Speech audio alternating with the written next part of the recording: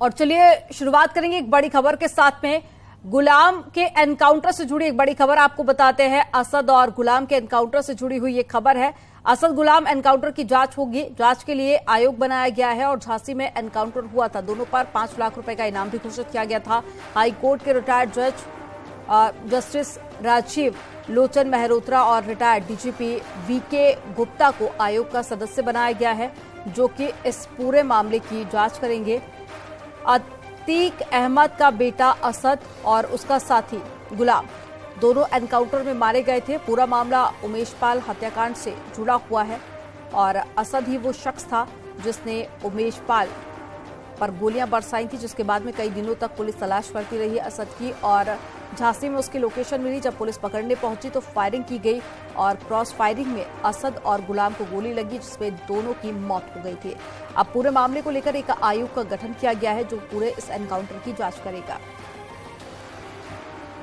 तो एक बड़ी जानकारी आपको बता रहे हैं, एक आयोग का गठन भी कर दिया गया है जिसमें ये 2 सदस्य आयोग होगा, जिसमें हाईकोर्ट के रिटायर्ड जस्टिस राजीव लोचन मेहरोत्रा और वीके गुप्ता को शामिल किया गया है।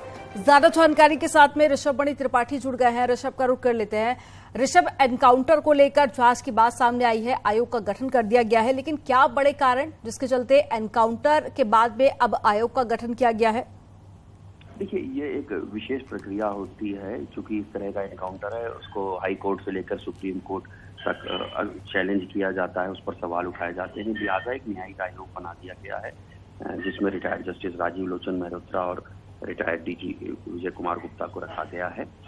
ये मौके पर जाएंगे, तमाम चीज़ों को देखेंगे, बयान लेंगे। एनकाउंटर में शामिल पुलिसकर्मियों के उनके परिजन, असद या गुलाम के परिजन कुछ बोलना चाहेंगे तो उनसे बातचीत करेंगे, उनके बयानों को शामिल करेंगे। एक रिपोर्ट वो तैयार करेंगे, शासन को सौंपेंगे। और अगर आगे की कोर्ट्स में, ऊपर कोर्ट्स में इस एनकाउंटर को चुनौती दी जाती है तो वहाँ पर ये न्यायिक आयोग की जो रिपोर्ट होगी वो मदद कर सकती है, क्योंकि उसमें रिटायर्ड जस्टिस शामिल हैं, रिटायर्ड डीजी शामिल हैं। लिहाजा ये माना जाता है कि एक निष्पक्ष और पारदर्शी रिपोर्ट होगी इस एनकाउंटर की। इसलिए शासन के निर्देश पर यह न्यायिक आयोग बना दिया गया है असद और गुलाम के एनकाउंटर पर। तो जल्द ही इस पूरी जांच की रिपोर्ट भी सौंपी जाएगी और आप नजर बनाए रखिएगा। ऋषभ मणि, तमाम जानकारी साझा करने के लिए बहुत शुक्रिया आपका।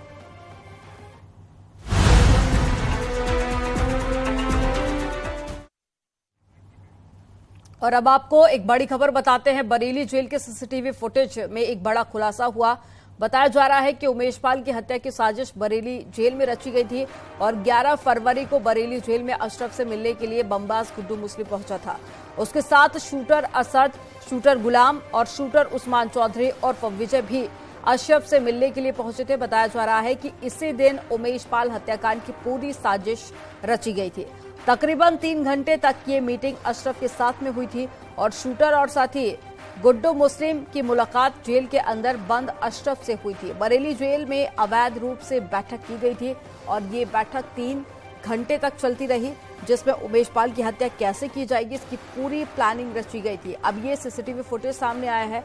अब ये इन तस्वीरों के जरिए आप देखिए, जिसमें आपको उस्मान भी नजर आएगा, असद भी नजर आएगा, गुड्डू मुस्लिम भी नजर आएगा और इसके अलावा गुलाम भी इस सीसीटीवी फुटेज में सामने आया है।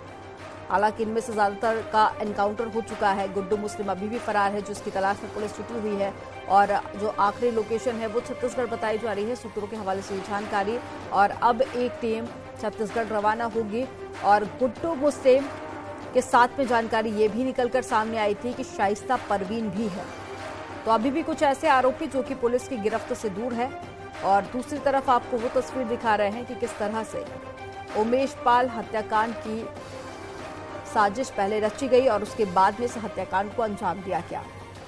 तो पहली तस्वीर 11 फरवरी 2023 की और दूसरी तस्वीर 24 फरवरी 2023 की, यानी कि 11 को साजिश रची गई और उसके बाद में 24 को इस हत्याकांड को अंजाम दिया गया।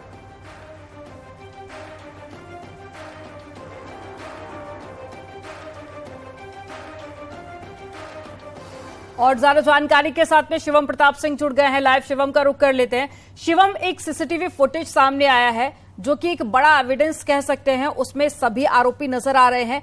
3 घंटे तक ये बैठक चलती है जेल के अंदर। अपने आप में ये बड़ा सवाल और सवाल उठता है पुलिस प्रशासन पर भी कि 3 घंटे तक जेल के अंदर मीटिंग होती है, वो भी हत्याकांड को लेकर, और किसी को कानो कान खबर नहीं होती है।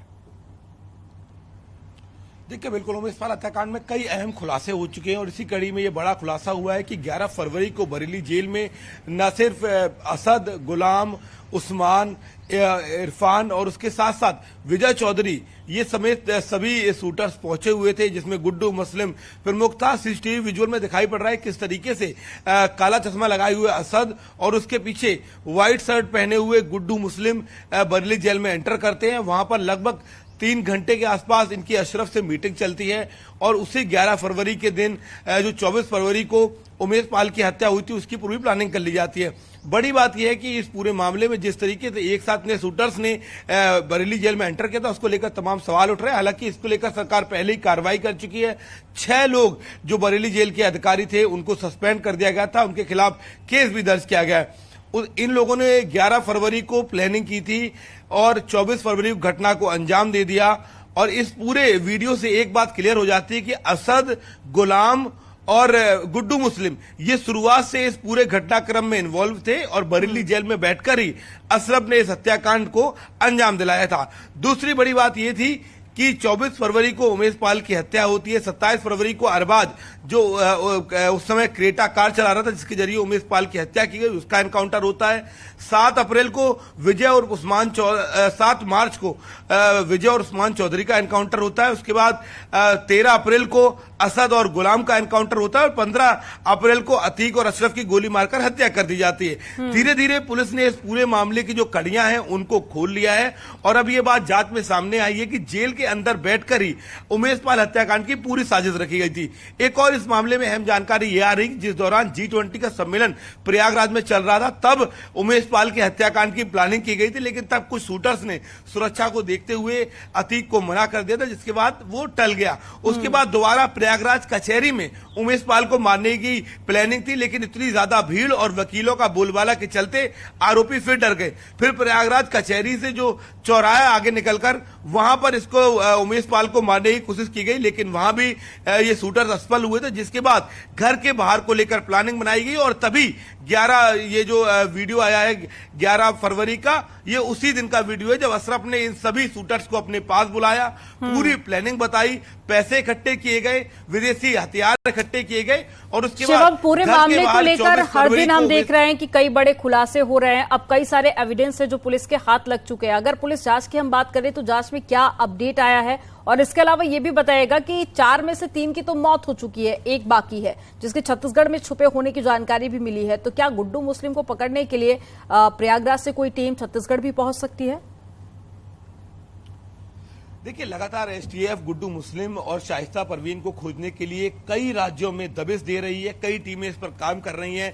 एसटीएफ के एडीजी अमिताभ यस ने इस बात का पहले ही जिक्र किया था कि लगातार जिन जिन राज्यों में हमें शंका है, जहां जहां इनकी लोकेशन ट्रेस हुई है, वहां पर हमारी टीमें डिप्लॉयड हुई हैं। प्रयागराज पुलिस के साथ साथ खास बात यह कि एसटीएफ इस पूरे मामले को देख रही है। ऐसे में ये उम्मीद जताई जा रही है कि जो लास्ट लोकेशन ट्रेस होती है वहां पर सबसे पहले एसटीएफ की टीम पहुंचती है, चाहे वो उड़ीसा का पुरी हो, चाहे वो बंगाल का इलाका जहां पर गुड्डू मुस्लिम की लोकेशन ट्रेस हुई थी। और अब जब ये बात सामने आई है कि गुड्डू मुस्लिम छत्तीसगढ़ में छुपा हो सकता है तो वहां पर भी एसटीएफ की एक टीम को भेजा गया है। दूसरी बात, उमेशपाल जांच की अगर आप बात करें तो पुलिस और एसटीएफ ने मिलकर इस जांच को आगे बढ़ाया है। लगभग सभी कड़ियां खुल गई हैं और उसी कड़ी का एक हिस्सा बरेली जेल का ये वीडियो है। इस वीडियो से ये साफ हो जाता है कि जिस असद को लेकर ये बात की जा रही थी कि असद हत्याकांड में शामिल था, लेकिन उससे पहले पूरे प्लान में वो नहीं था, अचानक से वो गाड़ी से उतरा। ये बातें अब इस वीडियो को देखने के बाद कोरी साबित होती हैं।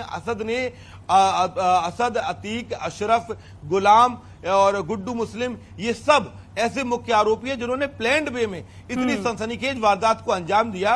और आपको याद होगा इस पूरे घटनाक्रम में उमेशपाल के अलावा 2 पुलिसकर्मी भी मारे गए थे।